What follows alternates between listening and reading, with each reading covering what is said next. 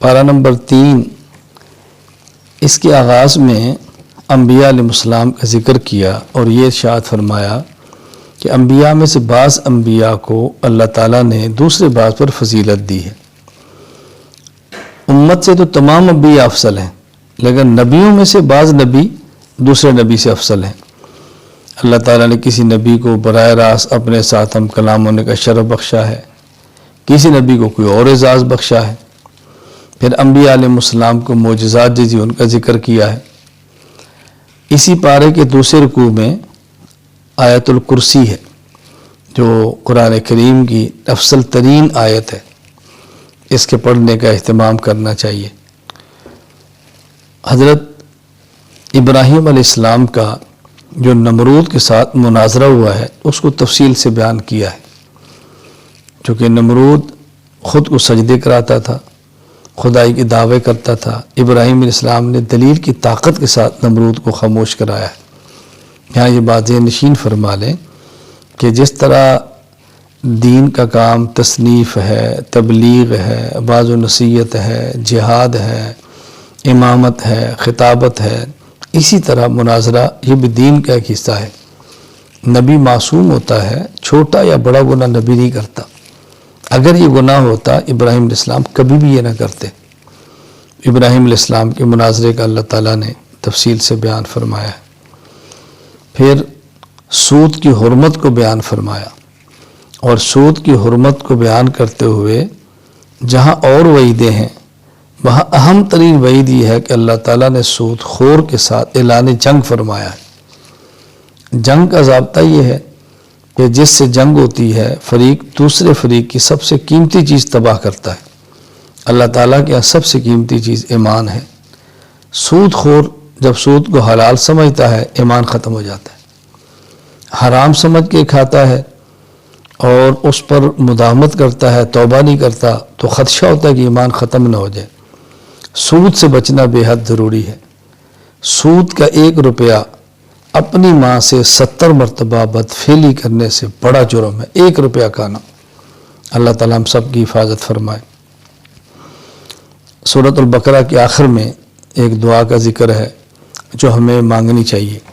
ربنا لا تؤاخذنا ان نسینا او اخطأنا ربنا ولا تحمل علينا اصرا كما حملته على الذين من قبلنا ربنا ولا تحملنا ما لا طاقة لنا به واعف عنا واغفر لنا وارحمنا انت مولانا فانصرنا على القوم الكافرين۔ سورہ آل عمران، آل اولاد کو کہتے ہیں، عمران ایک شخص کا نام ہے، تو آل عمران کا معنی اولاد عمران۔ اس صورت میں چونکہ اولاد عمران کا تفصیل سے ذکر فرمایا ہے اس لیے صورت کا نام ہی سورہ آل عمران ہے۔ آغاز اس کا ہو رہا ہے اس بات سے کہ حضور اکرم صلی اللہ علیہ وسلم کے پاس نجران کے عیسائی ایک 60 افراد پر مشتمل وفد لے کر آئے۔ انہوں نے رسول اکرم صلی اللہ علیہ وسلم سے مکالمہ کیا، بحث کی۔ ایک ان کو ناز تھا کہ ہمارے شاعری بہت ہے، اپنا شاعر کھڑا کیا۔ نبی کریم صلی اللہ علیہ وسلم نے مقابلے میں حسان بن ثابت شاعر کھڑا کیا، ان کا شاعر شکست کھا گیا۔ خطابت پہ ناز تھا تو خطیب کھڑا کیا۔ رسول اللہ صلی اللہ علیہ وسلم ثابت بن قیس اپنا خطیب پیش کیا، اس پر بھی وہ شکست کھا گئے۔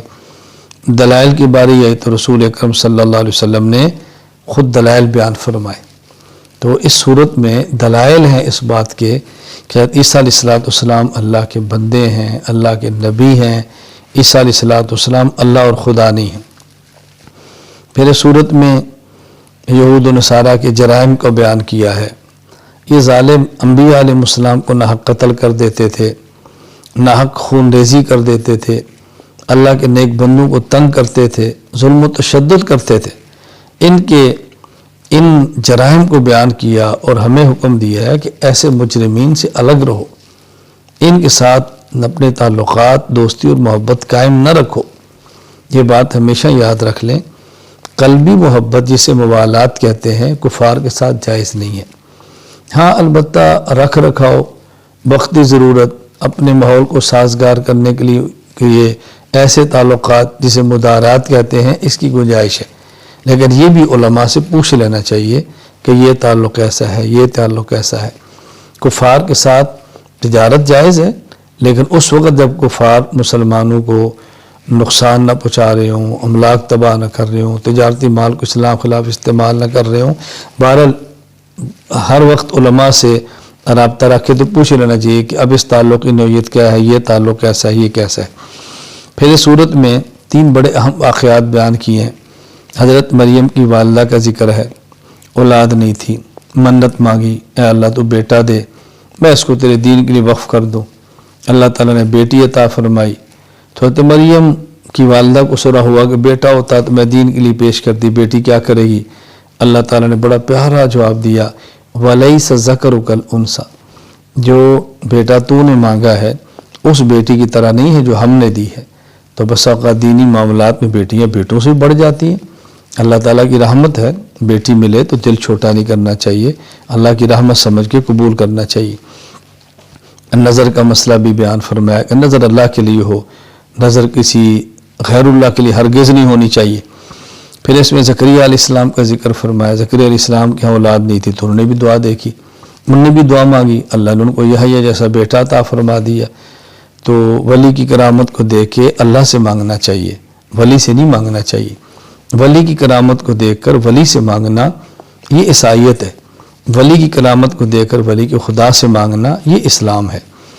پھر حضرت عیسیٰ علیہ السلام کی پیدائش کو بیان فرمایا، کلمہ کن سے پیدا ہوئے، بغیر ظاہری اسباب کے پیدا ہوئے۔ تو یہ 3 واقعات بیان فرمائے۔ آخر میں یہود کا ایک نظریہ تھا، اس کا رد کیا ہے۔ یہود کا نظریہ کیا تھا کہ عیسیٰ علیہ السلام کو سولی پر چڑھا دیا گیا ہے، قتل کر دیا گیا ہے۔ اللہ تعالیٰ نے بات سمجھائی ہے کہ نہیں؟ حضرت عیسیٰ علیہ السلام کو پہلے اللہ نے فرمایا انی متوفی کا، کہ موت میں دوں گا، تسلی دی ہے۔ اس کے بعد فرمایا وہ رافعوں کا، میں تمہیں آسمان پہ اٹھا لوں گا۔ پھر فرمایا میں تیرے تک یہود کے ہاتھ پہنچنے بھی نہیں دوں گا، تجھے ان سے محفوظ رکھوں گا، اور پھر جو تیرے ماننے والے ہیں ان کو میں کامیاب کر دوں گا۔ تو حضرت عیسیٰ علیہ السلام آسمان پر زندہ ہیں، قیامت سے پہلے آئیں گے، رسول اکرم صلی اللہ علیہ وسلم کا امتی ہونے کی حیثیت سے جہاد کریں گے، اور پھر پوری دنیا میں عیسیٰ علیہ السلام کے وقت کوئی ایک شخص بھی ایسا نہیں ہوگا کہ جو کافر ہو۔ اللہ تعالی ہم سب کو ایمان کی نعمت عطا فرمائے، زندگی میں عیسیٰ علیہ السلام کو دیکھ لیں تو اس کا سپاہی بنیں، ان کے ساتھ معاون بنیں، اور نہ ہو تو ابھی سے نیت کر لیں کہ ہماری زندگی میں آگے تو ہم انشاءاللہ ان کا ساتھ دیں گے۔ وآخر دعوانا ان الحمد للہ رب العالمین۔